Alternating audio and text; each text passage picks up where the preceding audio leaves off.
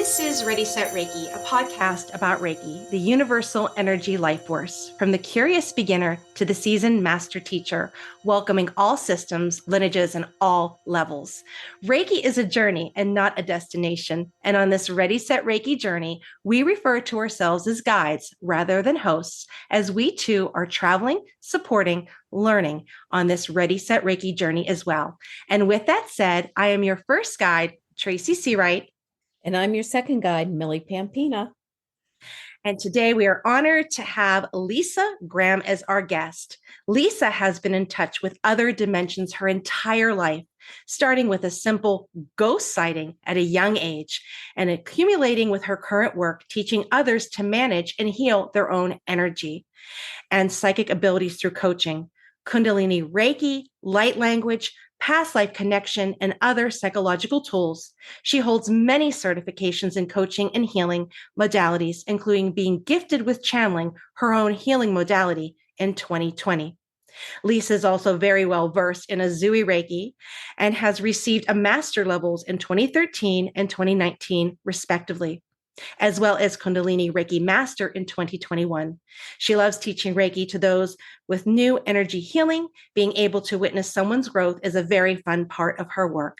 So welcome, Lisa, to Ready, Set, Reiki. Thank you so much for having me. It's an honor to be here. I listened to your podcast and I was really impressed with your knowledge and just how you make such an open and welcoming space for people. Thank you. And with that said, with this welcoming space, tell us about yourself. We love to hear about you. So my name is Lisa. I am an energy healer, Reiki Master, spiritual coach. I've been working in this field for 15 years. I'm a lot older than people think I am. And I attribute that to my Reiki. I love to read. I love to cook. I love to play with my kitten. And I'm very passionate about healing, about shadow work, and I love teaching Reiki. Kundalini Reiki has been the most recent addition to my toolbox in the last couple of years. And I could literally talk about it all day. But the biggest thing for me is just offering people a space where they feel heard, where they feel seen, and where they feel like they're making progress in their healing journey, because those were things that I couldn't find when I started this work 15 years ago. Wonderful, wonderful. So tell us, when did Reiki come into your life? So it was approximately 2008. I was gifted a Reiki session and I had no idea what I was in for. Like I said, I've always kind of had that kind of connection to the other side, but something about this was like, you have to go and do this. It was this huge intuitive feeling. And so I went and I had this Reiki session, and it was life-changing. And then not long after that, I became part of the spiritualist church. That's about an hour from where I live now. And I started attending their mediumship development classes, and it just kind of snowballed from there. I got interested in metaphysics and things like that. And I started learning to read tarot. I started playing with crystals, and then Reiki showed up, and I got my Usui Masters over the course of that year. And then I just kind of set it on the back burner for a while. I, kind of played with it off and on. And, my life changed. Some big things happened to me in 2012. And it was after that I started kind of going, I need to study this more seriously. So I believe it was in 2015, I took a refresher in Usui Reiki and got kind of reattuned, recertified there. 2019, I went into the Atlantean Reiki, which I love for its connection to esoteric knowledge. I mean, I'm a Pisces sun and moon, and so I'm all about like esoteric knowledge, other dimensions, all of that kind of fun stuff, right? And then 2 years ago, someone came to me and was like, I want to give you these attunements in Kundalini Reiki. It was someone who I was working with at the time. And I was like, sure, let's do this. And honestly, I can say it's changed my life. I am not the same person I was 2 years ago, because it's allowed me this deeper level of self-awareness, of healing, of looking at, my past and even my past lives in a whole new light. And that's why I absolutely love Reiki. Wonderful, wonderful. And we love Reiki as well. I love that. So you have been on this journey. What are some of the misconceptions that you found about being in this work, in this field? What are these common misperceptions? Oh, there's so many. Where do I start? I find that a lot of times people think that if I go and I have one Reiki session, I'm going to be healed. And no, it doesn't work that way. I find that people really can be very skeptical. I know I used to do a lot of the, traveling psychic shows and things like that. And people would be like, Reiki, what's that? Right? Because it's still slowly being accepted by mainstream, and now I see that it's being accepted in our local hospice and things like that. And I'm actually looking into volunteering there shortly to help people with that. But another one of the big kind of misconceptions is that we're miracle workers.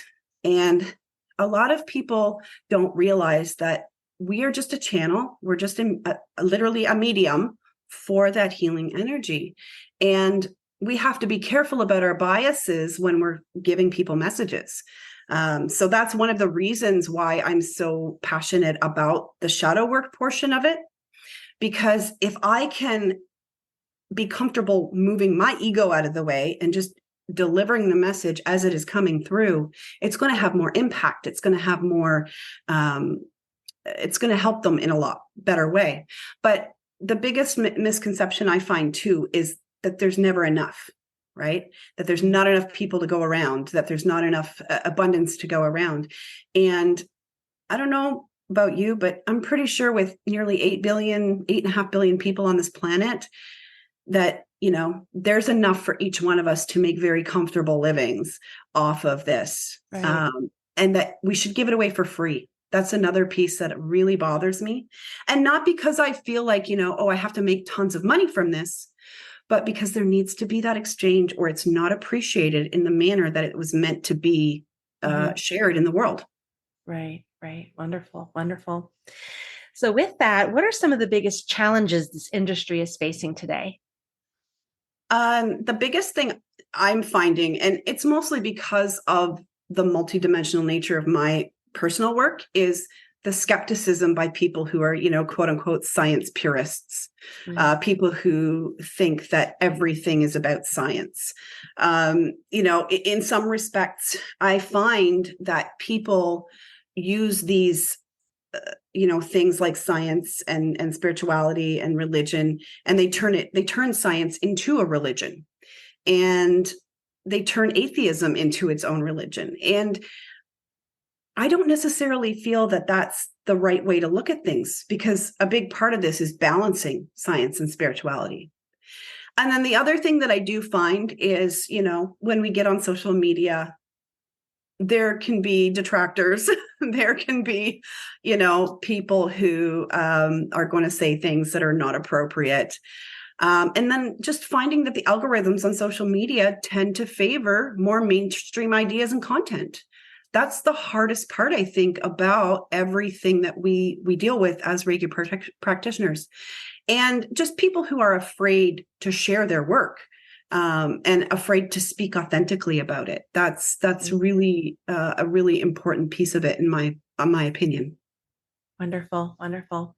Yeah, it is very interesting. Even I also teach yoga, so it's difficult, and we figured out with the algorithms that people weren't seeing when I was having classes, and then I figured out, okay, we got to make the reels. So it's a constant. You have to be like a machine in promotion if you're using the Facebook and social media, so to say.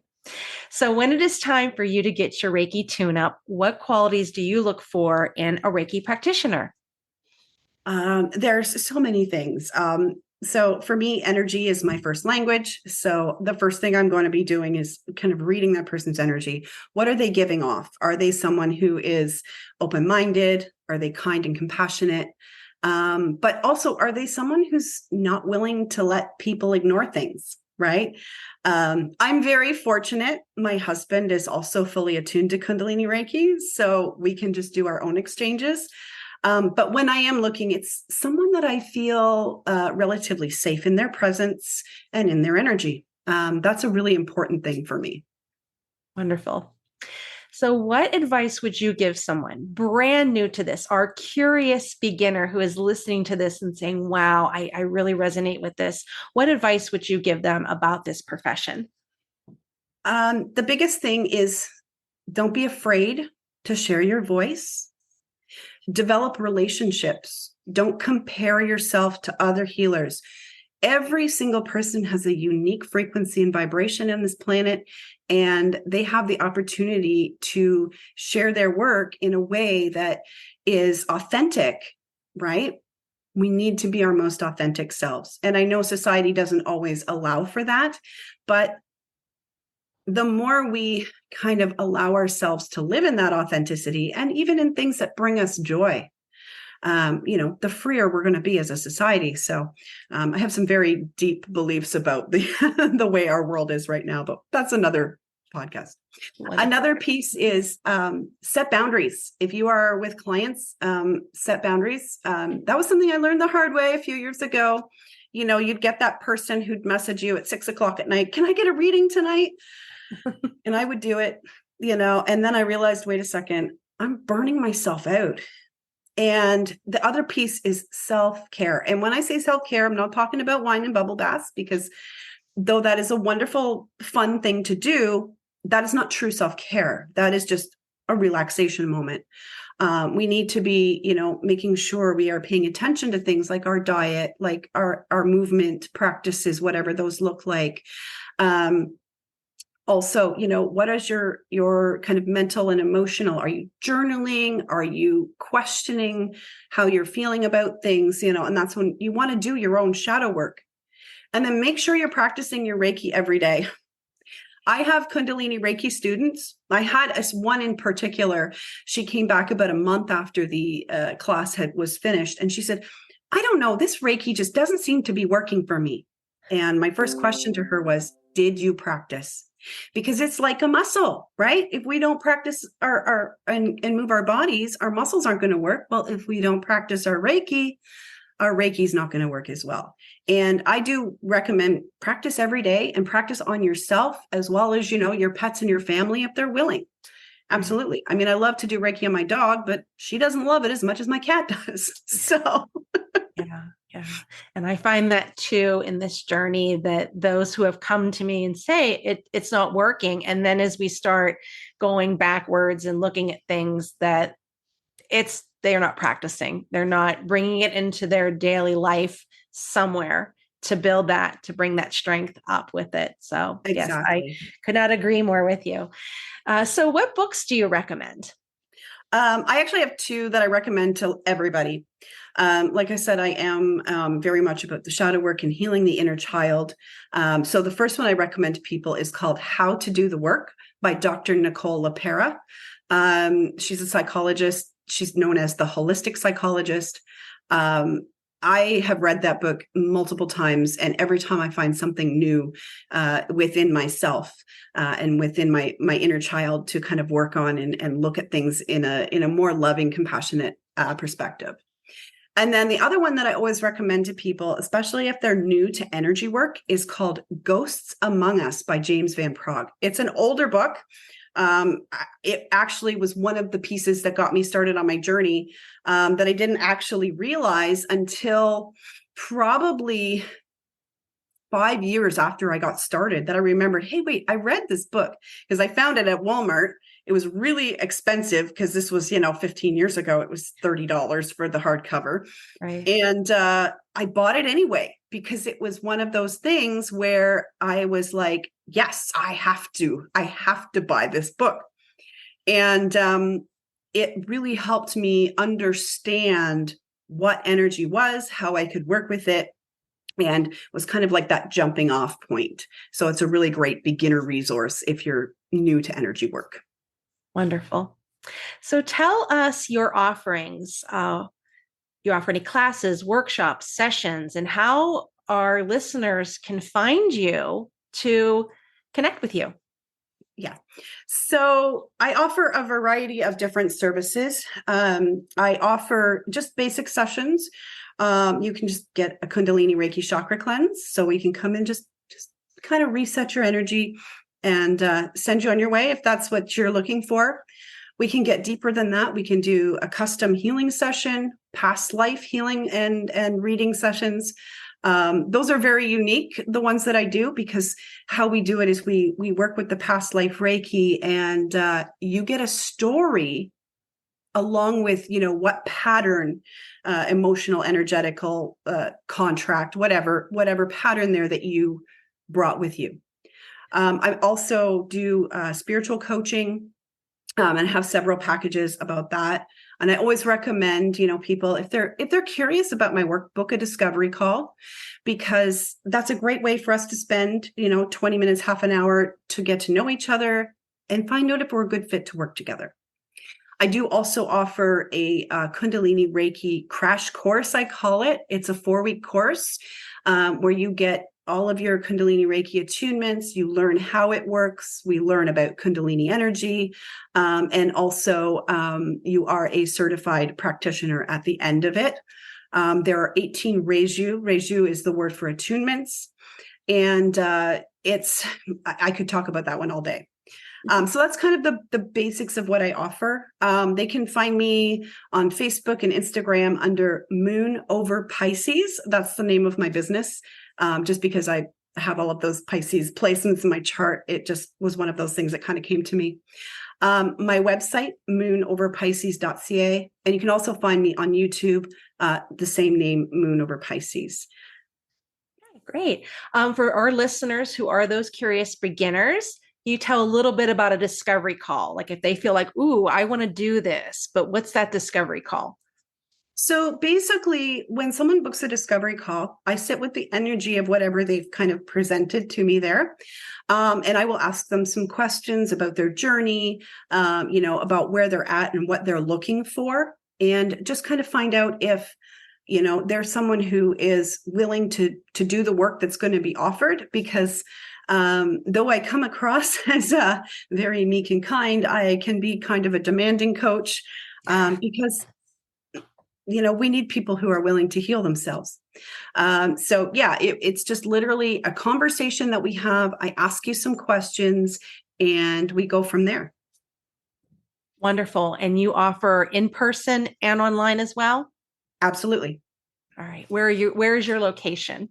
So I am in Chatham, Ontario, Canada currently. That may be changing over the next few months as my husband is changing his profession and I will be moving with him. All right. Perfect. Perfect. Well, this ends our part of our journey. Thank you so much. And I'm going to pass you over to my co-guide, Millie Pampino, where she has 3 social media questions for you. So thank you so much. Millie, the floor is yours. Thank you. Hey, Lisa, thank you so much for joining us. I was just fascinated listening to you, and I'm definitely going to take advantage of some of those books that you recommended because it sounded very interesting. And I personally like that side of the practice. So thank you so much. And gosh, Canada, I have several relatives in Canada, so very near and dear to my heart. And thank you earlier for sharing the beautiful story about, your kitten and its experience and using Reiki to help it heal. And I wish you all the best moving forward with that. Kittens and puppies are just like our children. So I appreciate the effort and the love you put into that. So as Tracy had spoke of, we poll our audience for some questions. We give them your background, when you're coming on, and we collect up all the questions, and Tracy goes ahead and boils that down to 3 of the top questions. And the first one I have for you is, when I perform a Reiki treatment, I notice my mind gets very busy, or I have trouble focusing. What technique do you use to focus during a session? I just thought that was such a fantastic question when you sent that to me. So there's a few things. We live in a world where we are constantly bombarded with stimuli.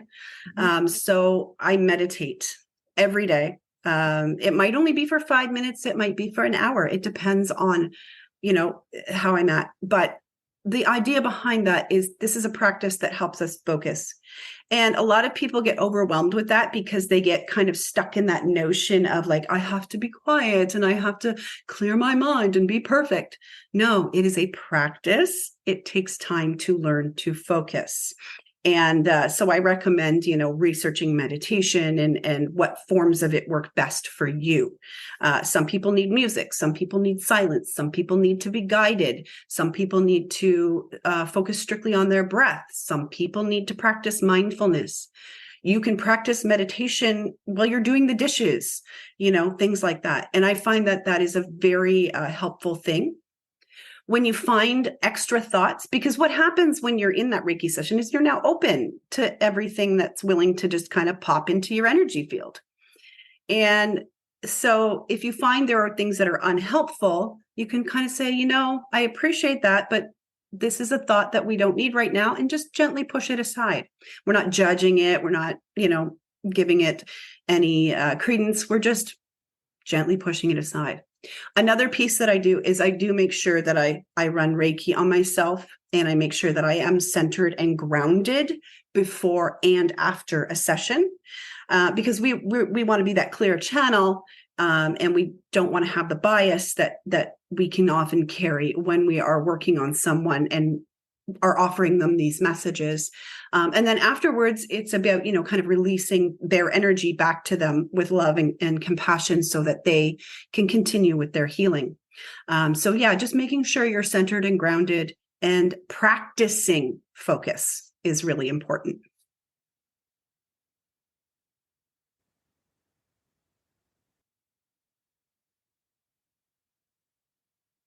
Thank you so much. That's honestly words to live by, and I appreciate that, because we attempt to do our level best to let our students and clients know that you must practice in order to get where you want to be. And if you're not getting there, maybe we have to change the technique or work together to find something that really does work and resonate with you. I personally can meditate in the busiest of places because I've learned to, it's within me.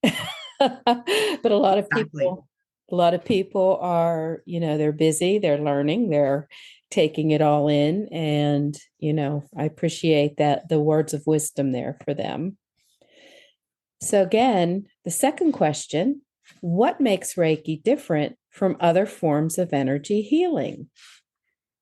So this was really cool because I not only do practice the Reiki, but I also practice light language.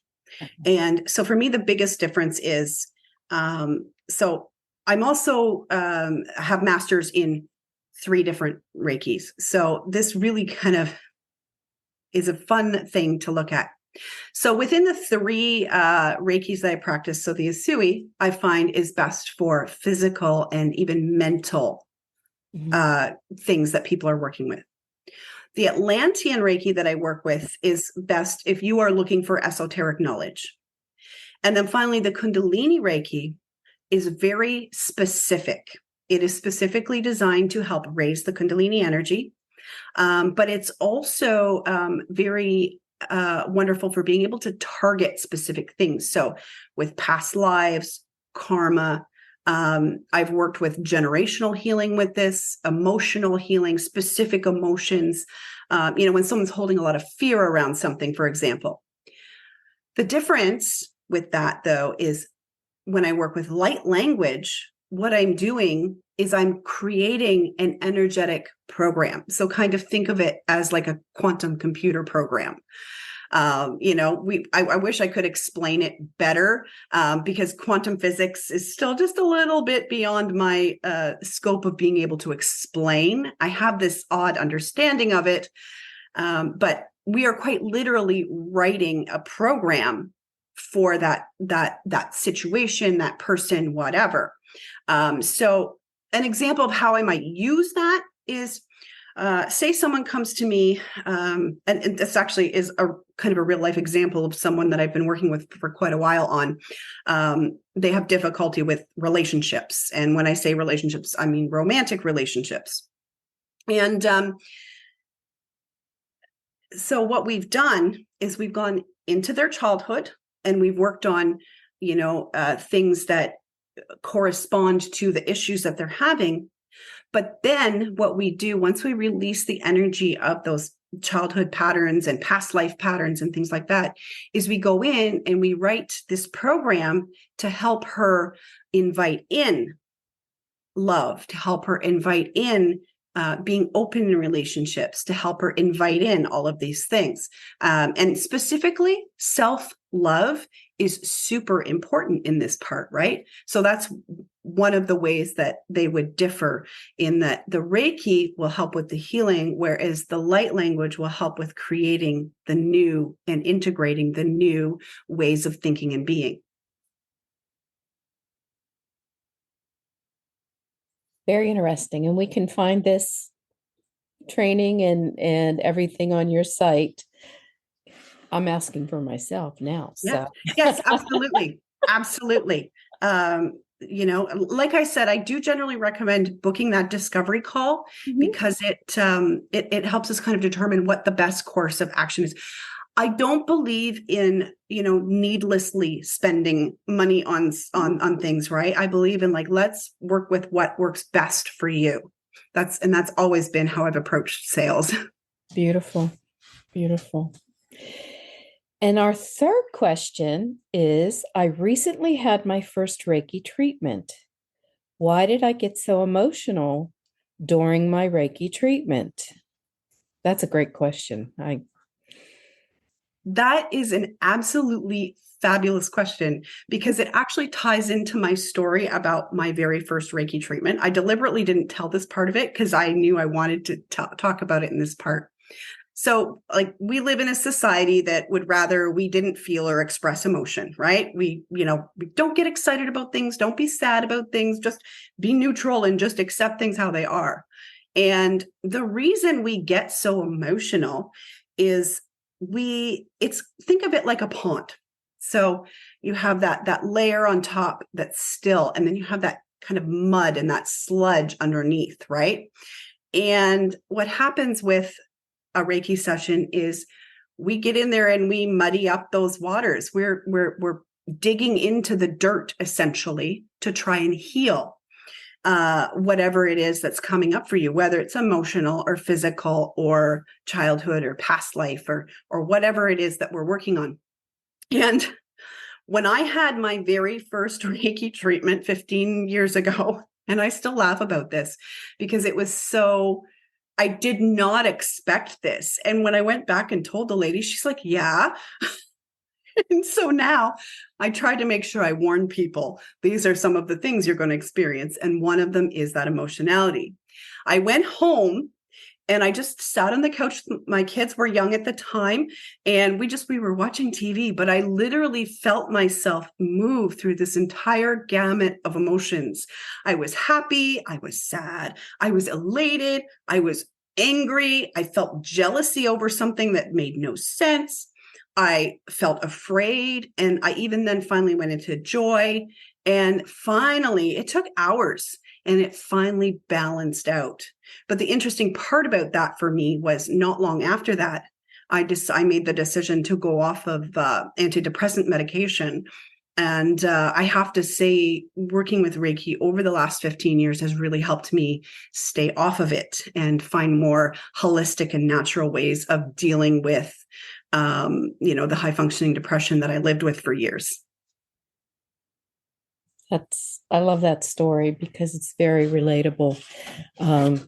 Sorry, I have my Reiki rascal here starting to demand my attention.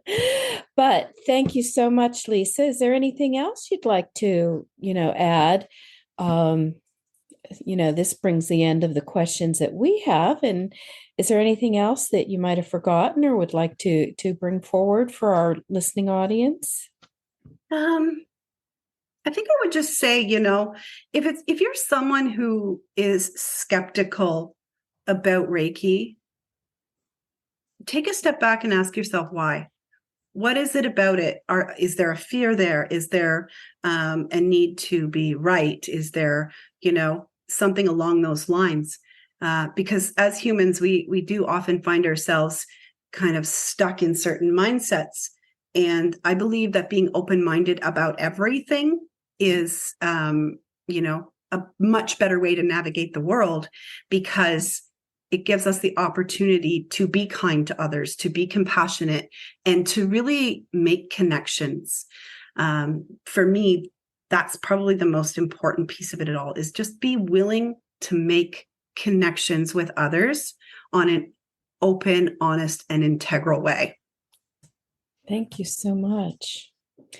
Well, thank you for joining us, Lisa, at Ready, Set, Reiki. We want to bring everybody the opportunity to, explore and imagine and be in contact with, those out there who have gone before and are still on that journey, learning and, accepting or rejecting various items that, resonate with them or maybe right for somebody else, as you spoke about your discovery appointment. And I think that's a great opportunity. So I'm hoping that we have listeners that do take advantage of that. And I appreciate you that you're doing that and your take on the financial experience as well.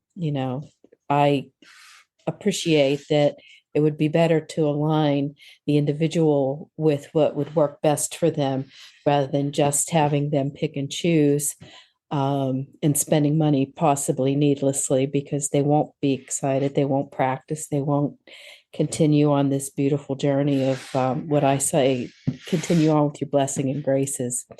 So thank you. And again, I'm Millie Pampina. I am your co-guide on this journey with Ready, Set, Reiki. And I'd like to leave you with my tagline, which is to see beauty in everything is a choice. Please choose wisely. And Tracy, I'll send it back to you. Thank you. Thank you, Lisa, for joining us on this Ready, Set, Reiki journey. We really appreciate you. And I know you have a very busy schedule for making time for us. Thank you so much. I really enjoyed meeting you ladies and speaking with you about Reiki. Thank you. So this is Ready, Set, Reiki. If you have a question for one of our guests, check us out at www.readysetreiki.com. Also, check us out. Feather Sister Wellness is up, where we have a variety of yoga classes, Reiki shares. We also have once a month Reiki meditations and shares. So check us out. So this has been Ready, Set, Reiki, and I have been Tracy C. Wright with my lovely co-guide, Millie Pampina.